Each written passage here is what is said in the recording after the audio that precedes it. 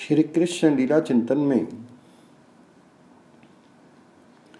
दुग्ध पान रथ श्री कृष्ण को गोद से उतार करके माता का चूल्हे पर रखे हुए दूध को संभालना और श्री कृष्ण का रुष्ट होकर तदी भांड को फोड़ देना तथा नवनीत गार में प्रविष्ट होकर के कमोरी में रखे हुए नवनीत को निकाल निकाल करके बंदरों को लुटाना, माता को देख करके श्री कृष्ण का भागना और यशोदा का उन्हें पकड़ के बांधने की चेष्टा करना। क्षीर सिंधु के मंथन से सुधा निकली थी। अमरवृंद सुधा का पान करके तृप्त हुए थे, किंतु उस सुधा में वह सरथा अनुपम सुस्वाद कहाँ जो ब्रजेश्वरी के दुग्ध में है। इसलिए अनादिकाल से जननी का दुग्ध पान करते रहने पर भी सच्चिदानंद पूर्ण ब्रह्म अनंत ऐश्वर्य निकेतन स्वयं भगवान श्री कृष्ण चंद्र को यहाँ अलम का भान नहीं हुआ। प्रत्युत उनकी ये अमृत पान की अभिलाषा निरंतर बढ़ती ही जा रही है। अनवरत बीते रहने पर भी तृप्ति होती ही नहीं।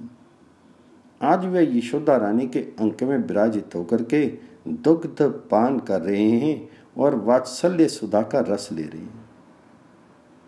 अपने अरुण अधरों के बीच में जन्नी का दुग्ध पान लेकर के दोनों कर पल्लवों से जन्नी का दुग्ध धारण किए हैं। अतिशय उत्कंठित हुए गूं गूं शब्द करते हुए दूध पी रहे हैं, पर तृप्ति नहीं। ज्यों ज्यों पीते हैं त्यों ही त्यों शुद्धा और भी बढ़ती जा रही है। जिस परिमाण में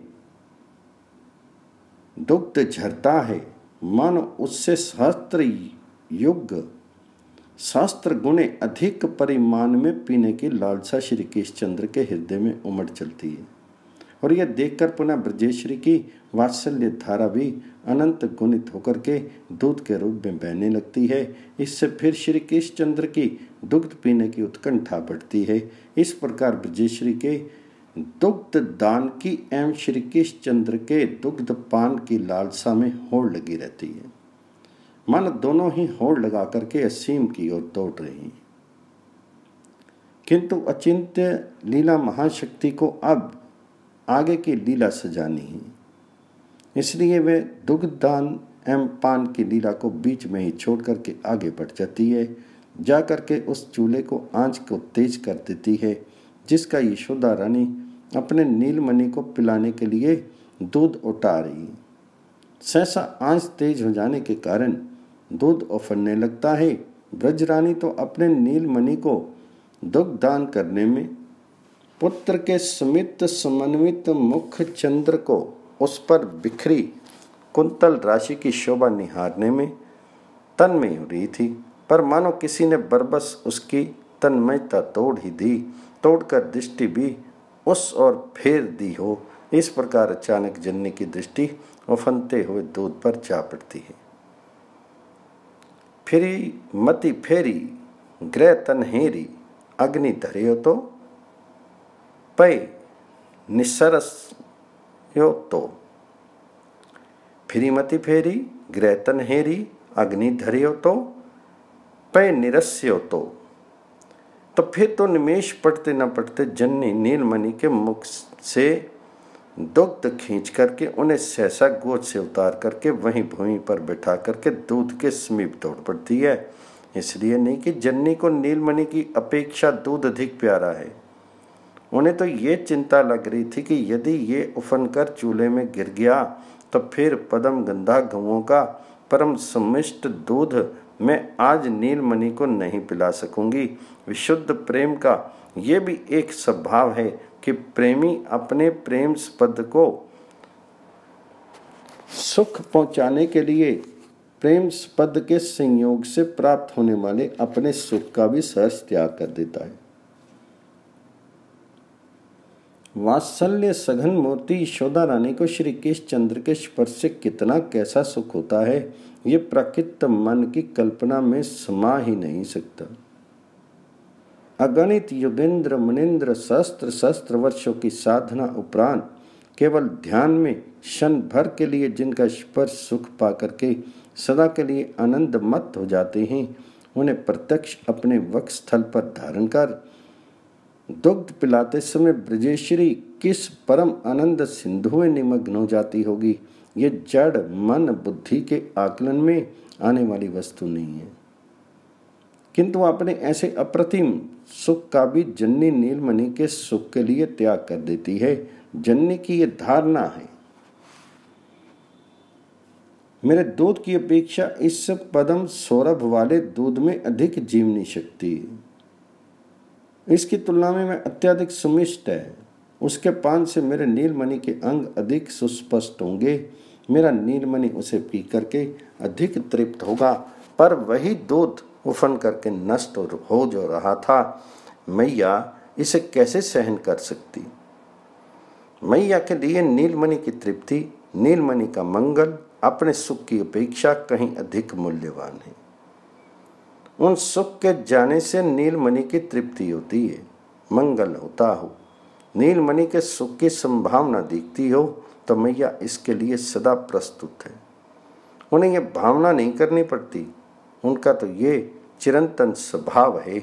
अवसर उपस्थित होते ही प्रेम का ये स्वभाव उनकी चेष्टा में व्यक्त हो जाता है। इसलिए वे आज भी नीलमणि को छोड़ करके दूध की रक्षा करने चली गई।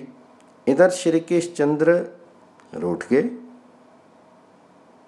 जननी यद्यपि जाते समय कह गई थी, मेरे लाल बलिहार जाऊं, देख तेरे दूध को संभाल कर मैं तुरंत आ रही हूं, तब तक तुम इस मंथन भांड की रक्षा करते रहना।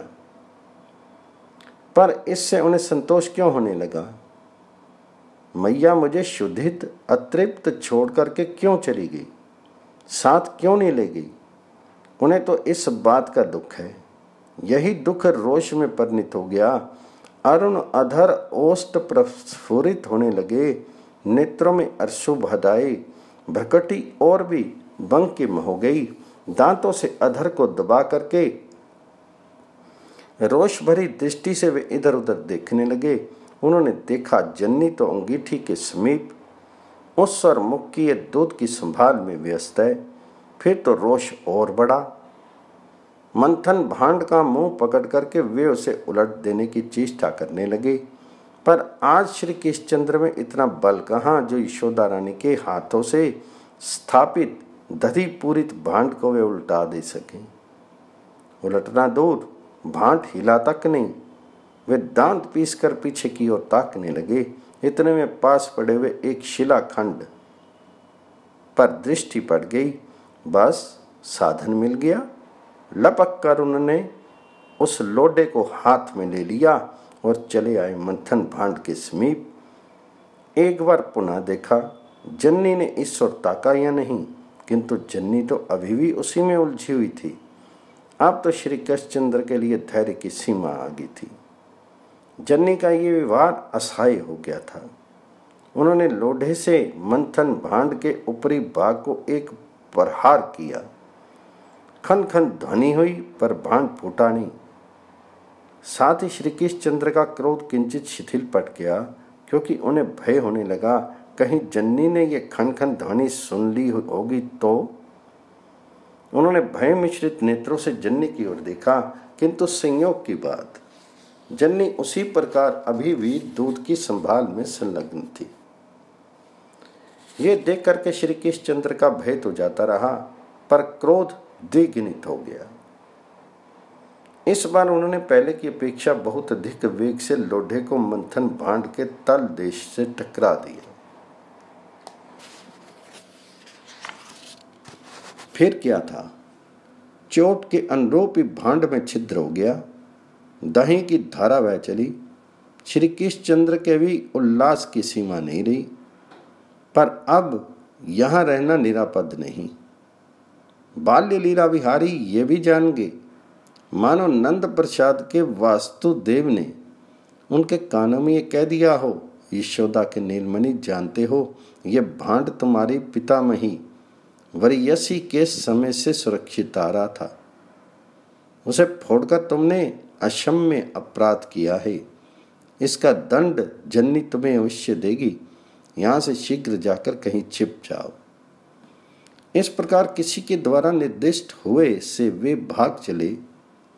द्रुत गति से अलिंद को लांग करके स्तंभों की ओट में चले।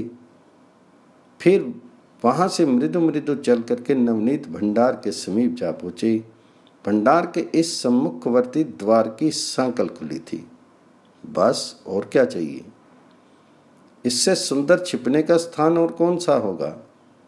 श्री कृष्णचंद्र द्वार खोलकर भीतर प्रवेश कर गए। भीतर जाकर पुनः इस द्वार कपाट को तो ज्यों का त्यों बंद कर दिया तथा भंडार में उद्यान की ओर जो द्वार खुलता था उसे खोल दिया। उन्हें दिखा नवनीत से भंडार भरा है।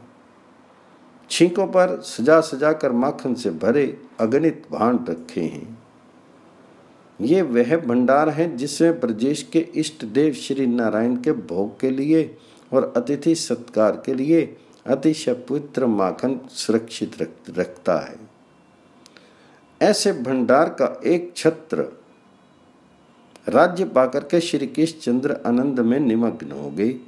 गोप सुंदरियों के घर जाकर के उनके भंडार में स्वच्छंद क्रीड़ा करने का अवसर तो अनेक बार मिल चुका है, पर अपने भंडार में प्रवेश पा लेने का ये सुयोग आज प्रथम बार उन्हें मिला है। वे फूले नहीं समाते। जब इतनी लीला हो चुकती है तब कहीं जाकर के ब्रजरानी का कार्य समाप्त हो पाता है।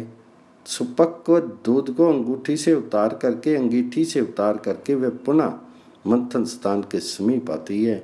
आकर देखती है दरी भांड फूट पड़ा है। ये फूटा हुआ है। दधी से सारा आलिंद प्लावित हो रहा है। मेरे नीलमणि के अतिरिक्त ये कार्य और किसका हो सकता है? मैं उसे दुग्धपान कराते कराते छोड़ गई थी। इसी से वह अतिशय कुपित हो गया है और उसने भांड को फोड़ डाला है। सो भी कितनी चतुरता से मैं सुन तक नहीं सकी तथा ये सब करके वह कहीं भाग गया है। चन्नी को ये तथ्य निर्णय करने में देर नहीं लगी। सब समझकर वे हंसी रोक नहीं सकी, खिलखिलाकर हंस पड़ी। ये तो हुआ, पर मेरा नीलमणि घिया किस ओर है? मैं उसका कैसे पता पाऊंगी? चन्नी का कलेजा एक बार तो धक धक करने लगा, किंतु सहसा उनकी दृष्टि वहां पर सरित दधी की धाराओं का अंकित श्री कृष्ण चरण चिन्हों की ओर चली जाती है। मानो वे चरण चिन्ह मुख संकेत कर रही हूँ। मैया, हमारा अनुसरण करो। आपने नीलमणि का अनुसंधान पा लोगी। सचमुच इन्हीं के सहारे यशोदा रानी अपने पुत्र को ढूंढ सकी, अन्यथा इतने विशाल नंद प्रासाद में छिपे नीलमणि को ढूंढ निकालना अकेली मैया के लिए संभव था। मैया उन्हीं को देखती चल पड़ी। दही पर तो चिन्ह स्पष्ट थे ही। चरण तल दही में सन जाने के कारण आगे भी जहाँ जहाँ स्पष्ट चिन्ह बन गए थे, नवनीत भंडार तक क्रम मिलता गया, वहाँ से आगे विलुप्त हो गया। ब्रजेश्वरी समझ गई कि निश्चय ही नीलमणि नवनीत भंडार में ही छिपा है तथा अपने करतल से सिर का स्पर्श कर चिंता करने लगी। आह, अब तक तो इस अबोध शिशु ने नारायण भोग के लिए सुरक्षित समस्त नवनीत को कमोरियों को जूठा कर दिया होगा। कपाट के छिद्र से जन्नी ने झांक कर देखा तो देखती है एक उल्टा हुआ उखल है। उसी पर उनके नीलमणि खड़े हैं। उधर के द्वार पर एवं द्वार से सटे आंगन में सैकड़ों हजारों बंदर बैठे हैं। नीलमणि छींकों से लेकर वानरों को यथेच नवनीत लुटा रही हैं। स्वयं कभी कभी किंचन मात्र खा लेते हैं और शेष वानरों को वितरण कर दे रहे हैं। साथ ही मैया कहीं उनकी ये चोरी देखने आ तो नहीं गई है, उनकी चोरी का भेद कहीं खुल तो नहीं गया है। इस प्रकार विचार करके शंकित नेत्रों से इधर उधर देख भी रहे हैं। अपने पुत्र की ये अनुपम झांकी देख करके ब्रजरानी सोचने लगी, आज तक तो मैं गोप सुंदरियों के मुख से सुनती थी, पर विश्वास नहीं होता था। समझती थी कि वे सब बना कर कहती हैं, पर आज इसकी सारी चेष्टाएं मैं प्रत्यक्ष देख रही हूँ। सचमुच ये अतिशय चंचल हो गया है। इसका शासन करना आवश्यक है, अन्यथा ये अत्यंत उच्छृंखल हो जाएगा। ये विचार करके वहीं पड़ी हुई श्री कृष्णचंद्र की क्रीड़ा में काम आने वाली स्वर्ण छड़ी को जन्नी अपने हाथों में ले लेती है और पीछे से जाकर उन्हें पकड़ लेने के उद्देश्य से धीरे धीरे चल पड़ती है। मैया ने धीरे से सम्मुखवर्ती द्वार के कपाट खोल लिए एवं भीतर प्रवेश कर गई। श्री कृष्णचंद्र तो नवनीत वितरण करने में व्यस्त हैं। उन्हें जन्नी के आगमन का भान नहीं हो सका, किंतु वानर भागने लगे। अत्यंत निशब्द पाद निषेप करती हुई शनय शनय मैया उस ओर आ रही है। वानर ये देख रहे थे, इसलिए वे उछल उछल कर अशोक शाखा की शरण लेने लगे। सहसा उनमें ये खलबली देख करके श्री कृष्णचंद्र ने पीछे की ओर दृष्टि डाली। देखा अंचल में छड़ी छिपाए मैया आ रही है। फिर तो क्षण भर का भी विलंब न करके वे उखल से कूद पड़े। जिस ओर कपि श्रेणी भाग कर गई थी, उसी ओर वे भी अत्यंत भयभीत हुए से भाग चले। उनके पीछे जन्नी भी। अरे चोरों के सरदार, अब तो भाग कर कहां जाएगा, कहती हुई दौड़ पड़ी। कहां तो निर्विकल्प समाधि की भूमिका में आरूढ़ हुए योगिंद्रों का परम एकाग्र मन, जो ज्ञान के आलोक में ब्रह्म प्रवर्ण होकर ब्रह्म में विलीन होने के सर्ता योग्य बन गया है, वह भी श्री कृष्णचंद्र का स्पर्श नहीं पाता। कहां आज यशोदा मैया उन्हीं श्री कृष्णचंद्र को मन से नहीं प्रत्यक्ष हाथ से पकड़ने के लिए उनके पीछे पीछे दौड़ रही है। ये कितना आश्चर्य है। करी ज्ञान जोग समाधि धारत ध्यान आवत है नहीं, मन बुद्धि चित्त उपाव को करी दोरी पावत है नहीं। जिह को गेहो यशोदा चहे वसुधा, परिमति मोह में नहीं जानी पूर्ण ब्रह्म, पुत्र ही मानी के भरी को में। जो हो श्री कृष्णचंद्र ने सोचा कि आज जन्नी के कोप से त्राण पाने का एक ही उपाय है। पुर द्वार के बाहर सभा भवन में मैं चला जाऊं, वहां बाबा होंगे, गोप होंगे। वहां चले जाने पर मैया तो वहां जा नहीं सकेगी, क्योंकि अंतःपुर से बाहर गोपों की सभा में तो ये मुझे लेकर कभी नहीं जाती, फिर आज कैसे जाएगी। ये निश्चय करके दौड़ते हुए श्री कृष्णचंद्र तोरण द्वार की दिशा में ही मुड़ गए। सर्वज्ञ सर्ववित को आज इतनी सी बात का भी पता नहीं कि ब्रजेश्वर आज यहाँ नहीं है। सभा भवन में कोई भी गोप नहीं है। सभी सुदूर गोवर्धन की उत्पत्तिका में महोत्सव की योजना में लगे हैं। देश काल से जिनका ज्ञान कभी परिच्छिन्न नहीं होता, अतीत वर्तमान भविष्य ये काल भेद जिनके सामने नहीं है, जिनके समक्ष सब कुछ वर्तमान ही है, वे श्री कृष्णचंद्र बाल्य लीला आवेश का रस लेते हुए आज ऐसे तन में हो रहे हैं कि उपयुक्त छोटी सी बात भी उनके चित्त भूमि में उदय नहीं हो रही है, तथा वे सारी शक्ति लगा करके मैया के उद्देश्य को विफल करने के उद्देश्य से सभा भवन की शरण लेने जा रही हैं।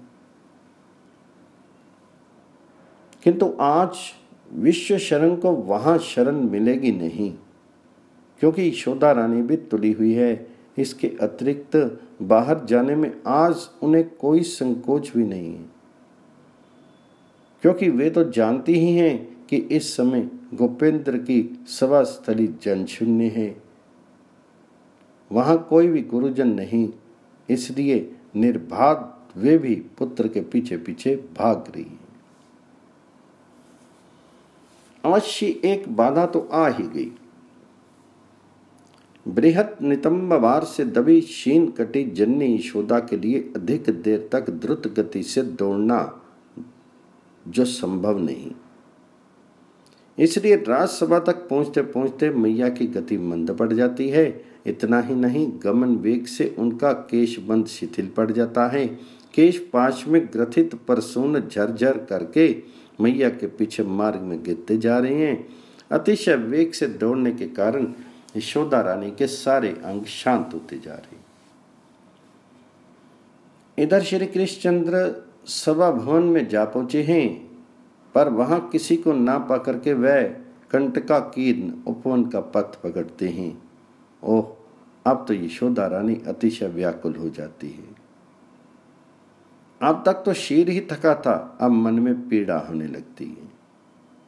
हाय, यदि नीलमणि अकेला इस वन की ओर भाग गया तब तो सर्वनाश हुआ।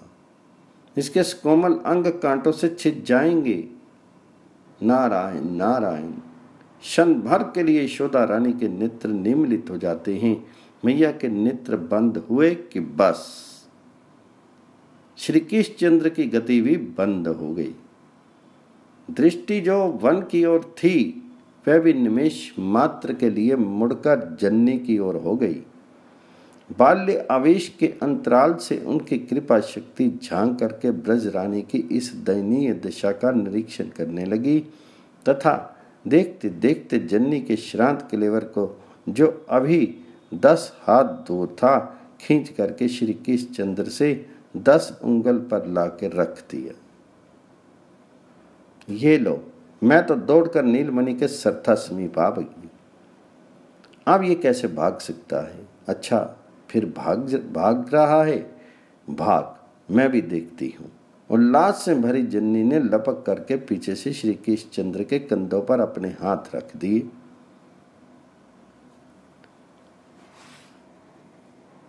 कछ भार श्रोणी भार भारी हारी वेगी परी महा, और हार की ना संभार भूषण धरी भूमि परी तहाँ। सुचि केश पसानी ते रुड़ी मुक्तलानी, गुथी टूटी के श्रम स्वेद शिकर सो आनंद, फूल फैलत छूटी के प्रभु देखी जननी जबे व्याकुल, श्रम तन जानी लागी दया ठाडे भे तभी सारंग पानी। श्री कृष्णचंद्र जननी के अपराधी हैं। जननी एक हाथ पकड़े भवन की ओर उन्हें ले चलती है। इस समय की झांकी देह नहीं योग्य है। श्री कृष्णचंद्र क्रंदन कर रहे हैं। नेत्रों में लगा काजल अश्रु प्रवाह से धुल धुल कर कपोलों को सिक्त कर रहा है। रुक रुक कर दूसरे हाथ से वे अश्रु मार्जन करने लगते हैं। भाई विहल नेत्रों से बार बार सिर उठा करके जननी की ओर देखते हैं, किंतु जननी में मानो आज दया का लेश भी नहीं है। बार बार वह स्वर्ण छड़ी को ऊपर उठाती है तथा ऐसी मुद्रा बनाती है मानो अब वे इस छड़ी से सचमुच श्री कृष्णचंद्र के सुकोमल अंगों पर प्रहार करेगी। उस समय श्री कृष्णचंद्र अतिशय आकुल कंठ से पुकार उठते हैं, मेरी मैया, अब मैं ऐसा कभी नहीं करूंगा। किंतु जननी का हृदय तनिक भी नहीं बसीजता और भी रोष भरी वाणी में वे उसकी भर्त्सना करने लगती है। अरे चंचलमती, रे क्रोधी, रे लोभी, अरे वानर बंधु, रे ग्रह लुंठनकारी, तूने गोकुल में गोप सुंदरियों के घर जा जा करके बड़ी उद्दंडताएं की हैं, बहुत उत्पात मचाए हैं। आज उन सब अपराधों का दंड मैं तुझे अवश्य दूंगी। चल बता, कहाँ हैं तेरे खिलौने? सब लाकर मुझे दे दे, मैं सारे खिलौने ले लूंगी। और फिर देख, इस छड़ी की ओर देखता है तो इस प्रकार जननी शमन को भी भय देने वाली विश्व बेहारी श्री कृष्णचंद्र को भय दिखाने लगती है। ब्रजेंद्र नंदन का ये करण क्रंदन पार्श्ववर्ती आभीर सुंदरियों के कानों में जा पड़ता है। वे दौड़ पड़ती हैं। सबसे पहले एक वृद्धा गोपी आई। श्री कृष्णचंद्र की दशा देख करके उसके हृदय भर आया। यशोदा रानी से उसने कारण पूछा। संक्षेप में ब्रजेश्वरी ने उसे सारी बात बता दी। फिर तो वह रोष में भरकर बोली, हरि के बदन तर धो चाही, हरि के बदन तन धो चाही, तनक दधी कारण जसोदा इतो कहाँ से दिसाही। लकुट के डर डरत ऐसे सजल शोभित डोल, नील नीरज दल मनो अरि असंकनी कृतलोल। बात बस समरी नाल, जैसे प्राता पंकज कोस, नमित मुख इमी अधर सूचत, सकुच में कहू रोस। कितिक गोरस हानि जाको करती है अपमान, सुर ऐसे बदन ऊपर बारिये तन प्राण। मैया ने देखा सचमुच नीलमणि मेरी इन चेष्टाओं को सत्य मान करके अत्यधिक डर गया है। वात्सल्य घन मूर्ति जननी के प्राणों में टीस चलने लगती है। मन में आया नीलमणि को वक्षस्थल से लगाकर शत सहस्त्र चुंबन से नहलाकर इसके आंसू पोंछ दूं। किंतु इसी समय लीला शक्ति मैया के हृदय में लीला के अनुरूप विवेक भरने लगी। नहीं नहीं नंदरानी, ऐसा कभी मत करना। तुम्हारा ये रोष इस नीलमणि के प्रति थोड़े ही है। तुम तो नीलमणि के मंगल के लिए ही रोष का स्वांग कर रही हो। भविष्य में नीलमणि उच्छृंखल ना हो जाए, तुम्हारा तो इतना ही उद्देश्य है। आज थोड़ा सा धैर्य रख लो। आज से पूर्व कभी तुमने नीलमणि का शासन नहीं किया, तथा ये भी नितांत सत्य है कि अब आगे भविष्य में भी तुम कभी नीलमणि के प्रति क्षण भर के लिए भी रुक्ष भाव धारण नहीं कर सकोगी। ये तो तुम्हारे जीवन में नीलमणि के प्रति प्रथम एवं अंतिम अनुशासन की लीला है। इससे तुम्हारे पुत्र का मंगल ही होगा, इसका अपार सुयश बढ़ेगा। अब बीच में यदि तुम धीरज छोड़ दोगी तो नीलमणि का स्वभाव कैसे सुधरेगा। नहीं नहीं, थोड़ी देर के लिए अपने प्राणों की वेदना को छिपाए रही।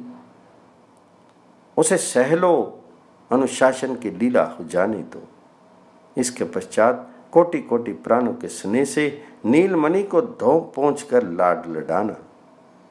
यशोदा रानी एक उधेड़ बुन में पड़ जाती है। इतने में एक दूसरी प्रोढ़ा गोपी रुक्षता और करुणा के मिश्र सर में यशोदा रानी से कहने लगती है, हरि को ललित बदन निहारूं, निपट ही डांटती निष्ठुर क्यों, लकुट करते डारूं।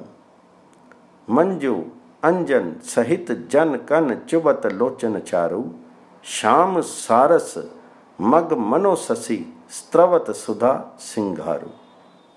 सुभाग उर दधि बुंद सुंदर लखी अपन पोवारू, मनहु मरकत मृदु शिखर पर लसत बिसद तुषारू।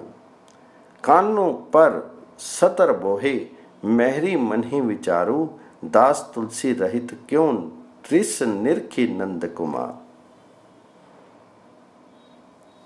अब तो श्री कृष्णचंद्र के भय विजड़ित नेत्र यशोदा रानी के लिए भी श्रद्धा असहाय हो गई और उन्होंने अपने हाथ की सन छड़ी को दूर फेंक ही दी। छड़ी फेंक करके सोचने लगी, कुछ देर के लिए नीलमणि को बांध दो। बंधन के भय से आगे ये उत्पात नहीं करेगा, साथ ही थोड़ी देर के लिए मैं भी निश्चिंत हो जाऊंगी। आज अब मुझे स्वयं अकेले ही श्री नारायण सेवा की सारी व्यवस्था करनी है। रोहिणी बहन को उपनंद पत्नी भोजन कराए बिना यहाँ आने देगी, ये असंभव है। अतः वह मध्याह्न से पूर्व आ नहीं सकेगी। सारा गृह कार्य मुझे ही करना है। नीलमणि मुझ पर मन ही मन अतिशय कुपित है। इधर मैं गृह कार्य में लगी और उधर ये रूठ करके कहीं जा छिपा तो फिर इसे ढूंढना कठिन हो जाएगा। इसलिए सर्वोत्तम उपाय यही है कि इसे बांध दूं। इस प्रकार सोच करके यशोदा रानी ने मन ही मन श्री कृष्णचंद्र को बांधने का निश्चय कर लिया। मैया नहीं चाहती कि वास्तव में किन्हीं बंधन में लाने का विचार कर रही है। वे श्री कृष्णचंद्र के अनंत असमोर्ध ऐश्वर्य से परिचित नहीं है। उनके लिए तो श्री कृष्णचंद्र उनके गर्भ पर स्रोत शिशु हैं। जननी के लिए पुत्र का अनुशासन कर्तव्य है, वे तो अपना कर्तव्य ही पूरा करने जा रही है। पुत्र छड़ी देख करके अधिक भयभीत हो गया था, इसलिए छड़ी तो फेंक दी, पर शासन आवश्यक है, इसलिए बांधने का विचार कर रही है। श्री कृष्णचंद्र ने आज अपने घर उत्पात किया है, ब्रजेश्वरी का कमोरा फोड़ दिया है, ब्रजरानी अतिशय कुपित हो रही है। ये समाचार सुनकर के दल की दल अभीर सुंदरियां नंद प्रांगण में एकत्र हो रही हैं, पर जो आती है वही श्री कृष्ण को रोते देख करके उन्हीं का पक्ष लेती है और यशोदा रानी को उनके कोटि प्राण प्रीतम नीलमणि की दशा दिखा करके रेस छोड़ देने के लिए समझाती हैं। जसुदा देखी सुत की ओर, बाल बैंस रसाल पर रिस इति कहा कठोर, बार बार निहारी तुब तन नमित मुख धति चोर, तरनी किरनी ही परसी मानो कुमद सकोचत भोर, त्रास्ते अति चपल गोलक सजल शोभित छोर, मीन मानो भेदी बस्सी करत जल जग चोर, देत छवि अति गिरत उर पर अम्बोकन के जोर, ललित ही जनु मुक्त माला कीर्ति टूटी डोर, नंद नंदन जगत बंदन करत आंसू कोर, दास सूरज मोही सुख हित निरखी नंद किशोर। बाल कृष्ण भगवान जी की जय, यशोदा मैया के लाल की जय, नंद के गोपाल की जय।